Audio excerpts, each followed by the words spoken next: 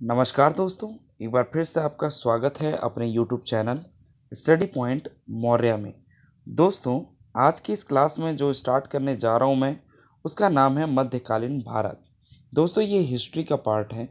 जैसा हम जानते हैं, इतिहास को इट मीन्स इंग्लिश में हम हिस्ट्री कहते हैं, उसको तीन तीन कालखंडों में बांटा गया है।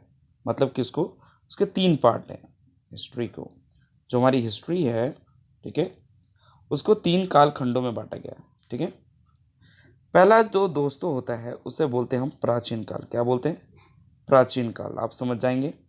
दूसरा जो है वो है मध्यकालीन, और तीसरा जो है हमारा आधुनिक काल। क्लियर हो गया दोस्तों? कहीं कहीं ये चार भागों में भी बांट देता है दोस्तों, लेकिन हमें याद करना है कि इतिहास को तीन काल खंडों में बांटा गया है। पहला है दोस्तों प्राचीन काल, दूसरा है मध्यकाल, और तीसरा जो है आधुनिक काल। तो दोस्तों, जो हम स्टार्ट करेंगे आज की इस क्लास में वो है मध्यकालीन भारत। दोस्तों याद रखना, अधिकतर एग्जामों में, परीक्षाओं में, प्रतियोगी परीक्षाओं में मध्यकालीन भारत के अधिकतर प्रश्न पूछे जाते हैं। तो दोस्तों, बिना समय को वेस्ट किए या व्यर्थ किए हम करते हैं अपनी क्लास को स्टार्ट। ये देखो, मैं आपको पॉइंट वाइज बताऊंगा। सबसे पहले हम समझेंगे आज की इस क्लास में मध्यकालीन भारतीय इतिहास के स्रोत। मतलब दोस्तों, हम ये जानेंगे कि हमें अगर मध्यकालीन भारत के इतिहास के बारे में जानना है तो उसके कौन कौन से सोर्स हैं और कहाँ कहाँ से हमें मध्यकालीन भारतीय इतिहास के बारे में जानकारी प्राप्त होती है। तो आइए स्टार्ट करते हैं साथियों। यहाँ से हम स्टार्ट करेंगे। जो ये लिखा है कि मध्यकालीन भारतीय इतिहास के अध्ययन के लिए प्रचुर मात्रा में लिखित साधन उपलब्ध हैं। इनमें ऐतिहासिक ग्रंथ हो गए एवं विदेशी यात्रियों के यात्रा वृत्तांत प्रमुख हैं। मतलब कि दोस्तों, हमें भारतीय इतिहास के बारे में, मतलब मध्यकालीन भारतीय इतिहास के बारे में हमें जानने के लिए हमारे पास बहुत लिखित स्रोत उपलब्ध हुए हैं। ठीक है, जिसमें दोस्तों ऐतिहासिक ग्रंथ हो गए, और जो विदेशी यात्री आए उन्होंने अपनी अपनी पुस्तकों में जो जो देखा, जहाँ जहाँ गए, उसके उसके वृत्तांत को, उसके इतिहास को उन्होंने अपनी पुस्तक में लिखा। तो आइए हम एक एक करके समझते हैं दोस्तों। साथियों, यहाँ पे जो मैंने मार्क कर रखा है, यह अधिकतर पेपरों में आया हुआ क्वेश्चन है। तो सबसे ज़्यादा हम इनको याद करेंगे। बाकी आप साथियों इसका स्क्रीनशॉट भी ले करके इसको पढ़ सकते हैं, लेकिन आज की इस क्लास में हम मेन पढ़ेंगे जो हमारी प्रतियोगी परीक्षाओं में आते हैं। पहला साथियों कहता है अली अहमद द्वारा रचित पुस्तक का नाम क्या है दोस्तों? चचनामा। ठीक है, जिसे दोस्तों हम फतहनामा भी कहते हैं। इसमें दोस्तों हमें अरबों के आक्रमण एवं सिंध के इतिहास की जानकारी मिलती है। पेपर में पूछ सकता है साथियों, अरबों के इतिहास की जानकारी हमें किस पुस्तक से प्राप्त होती है? वहाँ ऑप्शन में चचनामा रहे या फतहनामा रहे दोस्तों, तो दोनों में से कोई एक ऑप्शन हो सकता है। या दूसरा क्वेश्चन बन सकता है, सिंध के इतिहास की जानकारी हमें कहाँ से प्राप्त होती है? तो आपको पता होना चाहिए, जो पुस्तक है चचनामा से प्राप्त होती है। और उसे दोस्तों, इस पुस्तक को किसने रचा? अली अहमद ने। तो आई होप आपको ये याद रहेगा। देन उसके बाद सेकंड पॉइंट क्या कहता है साथियों?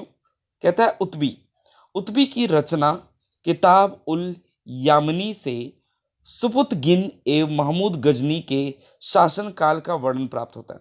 दोस्तों, ये उत्बी जो है, उत्बी की रचना जो की गई है, उसके पुस्तक का नाम है किताब उल यामिनी।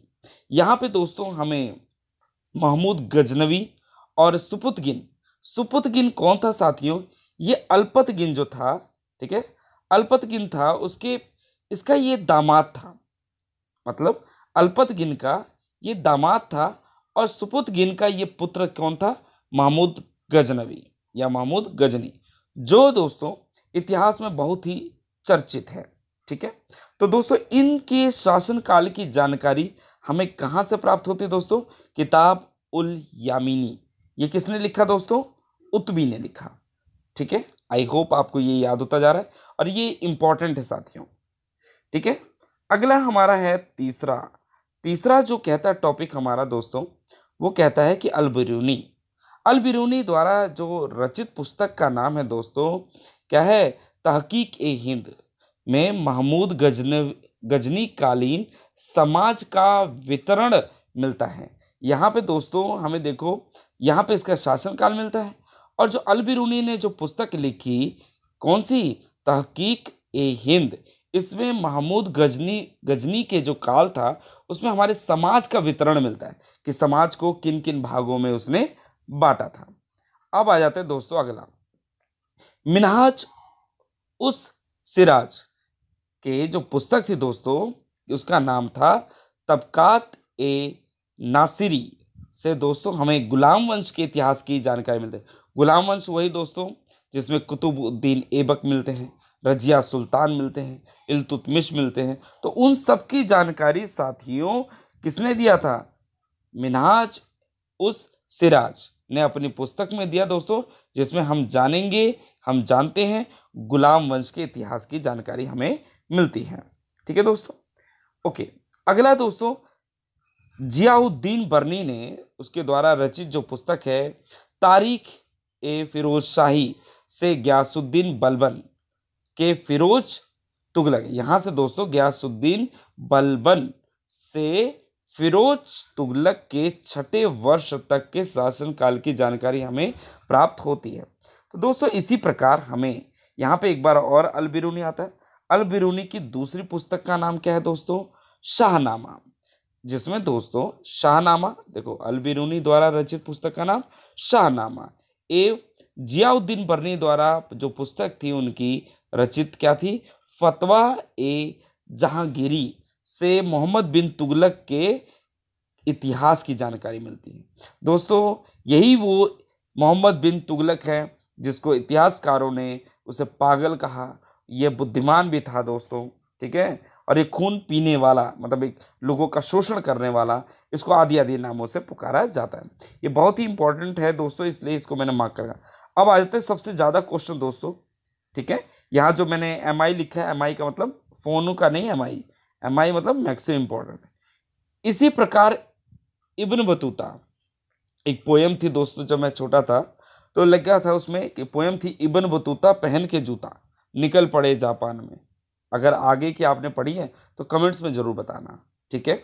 इसी प्रकार दोस्तों इब्न बतूता के किताब उल रहला से भी हमें मोहम्मद बिन तुगलक के इतिहास की जानकारी प्राप्त होती है।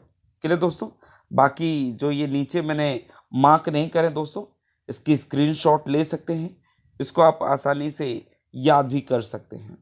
ठीक है दोस्तों, जो ये 3 पॉइंट है, इसको वैसे पेपरों मैंने देखा नहीं कभी, अभी आया है दोस्तों, तो इनको अगर आप पढ़ना चाहते हैं तो इसको पढ़ के या स्क्रीनशॉट लेके या नोट्स में अपने लिख सकते हैं। अब चलते हैं अगला, MI मतलब मैक्सिमम इम्पोर्टेंट, ये पेपरों में आया गया है दोस्तों, तो इसलिए ध्यान से समझने का प्रयास कीजिएगा। कहता है क्या दोस्तों, यूरोपीय दोस्तों, जैसे पुर्तगाली एक यात्री था, ठीक है ना, कौन था, वास्को डी गामा, है ना दोस्तों, उसी प्रकार एक यूरोपीय यात्री था, उसका नाम था मार्को पोलो ने अपनी यात्रा वृत्तांत, उसने क्या किया दोस्तों, अपनी यात्रा करी हमारे भारत में, और उसने अपनी पुस्तक, उसका नाम था दी ट्रेवल्स, मतलब कि यात्रा में मध्यकालीन, वो भी कहाँ दोस्तों, मध्यकालीन भारत में दक्षिण भारत की स्थिति की जानकारी दी। ये एक बंदा था दोस्तों जिसने हमें दक्षिण भारत की जानकारी हमें देता है। ठीक है दोस्तों, अब ये तो आप पढ़ लीजिएगा। अगला चलते हम नीचे, कहता है कल्हड़, ये दोस्तों इसके आगे मैं एक और M लगाने का भागीदार होना चाहता हूँ दोस्तों, क्योंकि बहुत ही पेपरों में आ सकता। कल्हड़ पूछा जाता है, कल्हड़ की जो रचित पुस्तक उसका नाम क्या है, राजतरंगिणी। इसमें दोस्तों मध्यकालीन कश्मीर के इतिहास की जानकारी हमें प्राप्त होती है। अगर पेपर में पूछा जाता है साथियों, कश्मीर के इतिहास की जानकारी हमें कहाँ से मिलती है, राजतरंगिणी से, और इसके रचयिता कौन है, कल्हड़ है। उसके बाद हमारा अगला टॉपिक जिसका नाम है बाबर द्वारा रचित तुजुक ए बाबरी, इसकी पुस्तक का नाम है, किसकी, बाबर की पुस्तक का नाम है तुजुक ए बाबरी से हमें बाबर के विषय में इतिहास उपलब्ध होता है। यहाँ पे क्या टॉपिक कहता है, कहता है दोस्तों, एक बार और पेन निकाल लेता हूँ।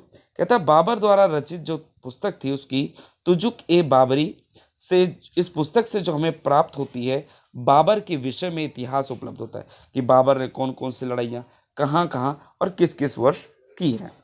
क्लियर हो गया दोस्तों। अब आगे हम चलते हैं अपने अगले टॉपिक पे, मतलब अगले पॉइंट पे। ठीक है, ओके। अगला पॉइंट हमारा क्या कहता है साथियों? गुलबदन बेगम, है ना दोस्तों। बेगम से तो याद आ रहा होगा दोस्तों, गुलबदन बेगम ने हुमायूं नामा की रचना करी, जिसमें मुगल बादशाह हुमायूं की जीवनी मिलती है। जीवनी का दोस्तों मतलब होता है कि किसी भी व्यक्ति, मतलब यहाँ पे हुमायूं की जीवनी, तो इस मतलब हुमायूं का जन्म से लेकर के उसने क्या क्या कार्य किए और उसकी मृत्यु तक का वृत्तांत हमें हुमायूं नामा मिलता है, जिसने किसने लिखा दोस्तों? गुलबदन बेगम ने।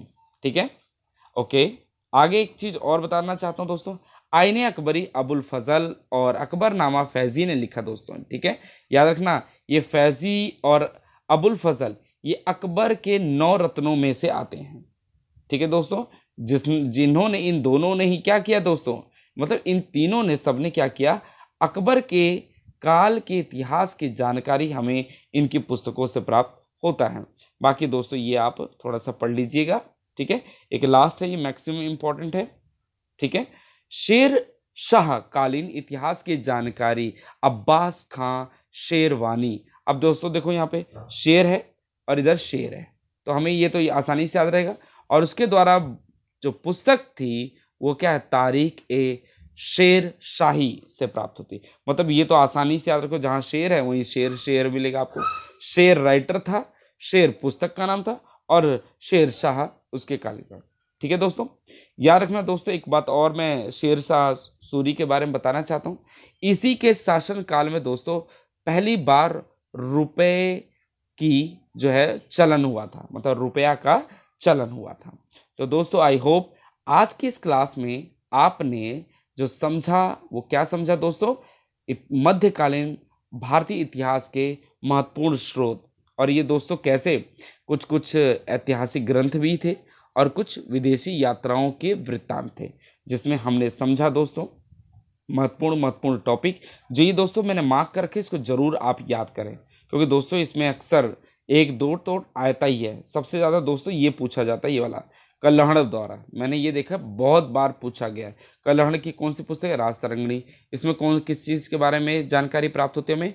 कश्मीर के इतिहास की जानकारी।